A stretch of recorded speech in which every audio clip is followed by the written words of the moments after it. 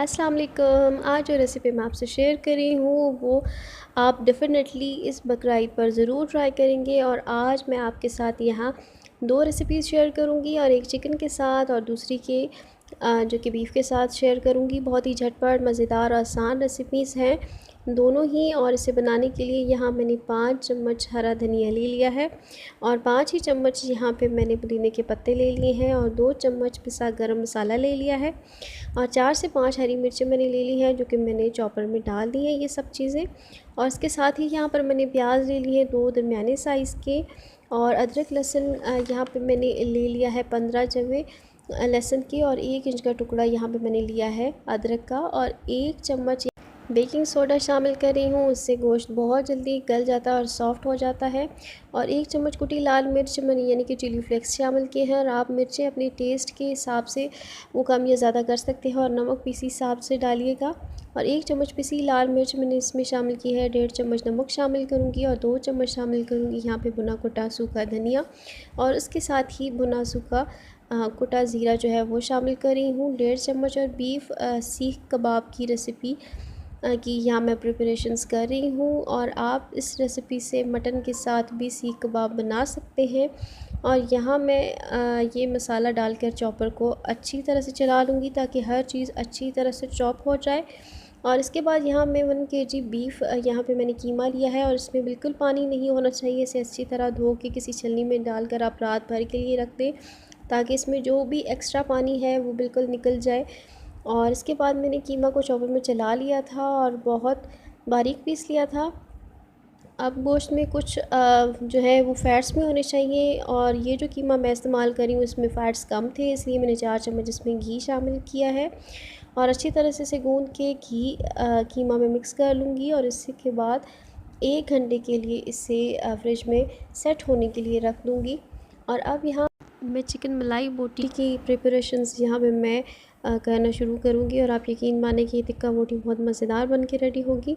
और यहाँ मैंने बोनलेस चिकन ले लिए है, और यहाँ ये 1.5 इंच के पीसेस जो है वो मैंने कट कर लिए थे, और कुछ मैंने बोन वाली चिकन ली है, और इसको अच्छी तरह से यहाँ मैं डीप कट्स जो है वो लगा लूँगी। और इसे जो है अच्छी तरह से मैं कट्स लगाऊँगी ताकि जो भी मसाला बने वो इसमें अच्छी तरह से अंदर तक जाए, क्योंकि ये बिल्कुल साबुत पीसेस हैं, ये छोटे पीसेस नहीं है, इसलिए यहाँ पे मैंने इसको कट लगा ली है। और इसके साथ ही यहाँ मैं बोल में फ़्रेश क्रीम ले रही हूँ 1 कप, और वो आप जो बाज़ार से क्रीम आती है आप वो भी इसमें शामिल कर सकते हैं। और इसके साथ ही 1 प्याली दही, और इसमें मैंने 5 हरी मिर्चों का पेस्ट शामिल किया है, ये शामिल कर रही हूँ। और 1.5 चम्मच भर के अदरक लहसुन का पेस्ट शामिल करूँगी, और 2 चम्मच इसमें शामिल कर रही हूँ नींबू का रस, और 1 चम्मच कसूरी मेथी शामिल कर रही हूँ, और 1 चम्मच पिसा गरम मसाला शामिल कर दिया है, 1 चम्मच सफ़ेद मिर्च पाउडर, 1 चम्मच काली मिर्च पाउडर, और ये भी मैं दोनों शामिल कर रही हूँ दही में। और अगर आपके पास सफ़ेद मिर्च ना हो तो आप काली मिर्च की क्वांटिटी बढ़ा सकते हैं। और इसके साथ ही नमक इसमें मैं शामिल कर दूँगी 1 चम्मच, और इन सब चीज़ों को दही में अच्छी तरह से मिक्स कर लूँगी ताकि मसाले आराम से अच्छी तरह से मिक्स हो जाएँ। आप इसी रेसिपी से बीफ मलाई बोटी और मटन मलाई बोटी जो है वो भी बना सकते हैं सेम इन्हीं मसालों से। और जो मसाला मिला दही था अब वो मैं चिकन में शामिल कर दूंगी। और स्पेशली जिन पीसेस को मैंने कट लगा कर रखे थे इनमें हाथों की मदद से अच्छी तरह से मसाला लगाऊंगी, और इसे तकरीबन आधा घंटा मैरिनेट होने के लिए रख दूंगी। और इसके बाद यहाँ पे जो सीख कबाब कीमा जो है हमने रेडी करके रखा था वो मैरिनेट हो चुका है। अब फ्रिज से निकालने के बाद कुछ देर रूम टेम्परेचर पर रखने के बाद मैं इसके सीख कबाब बना लूँगी, और पहले हाथों की मदद से इसे बॉल की शक्ल में ले आऊँगी, और उसके बाद इसे सीख पर लगाऊँगी। और इसके साथ यहाँ मैंने रखे पानी में हाथ डिप करते हुए सीख पर कबाब फैलाती जाऊँगी। और बड़े कबाब जो हैं रेडी करने हैं या छोटे वो आपकी अपनी चॉइस पे है।